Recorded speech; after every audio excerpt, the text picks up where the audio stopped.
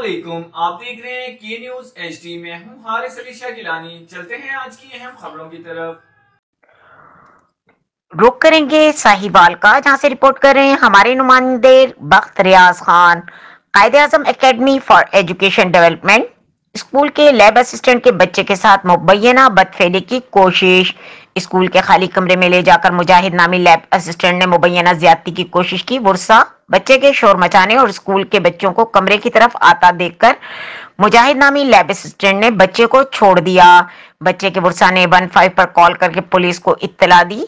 थाना Farid town police ने मौके पर पहुंचकर सीसीटीवी फुटेज हासिल कर ली। थाना फरीद टाउन पुलिस को लैब असिस्टेंट के खिलाफ मुकदमा दर्ज कर लिया गया। मजीद खबरों और अपडेट्स के लिए हमारे साथ रहिएगा। तब तक के लिए अपना ख्याल रखिएगा। अल्लाह हाफिज।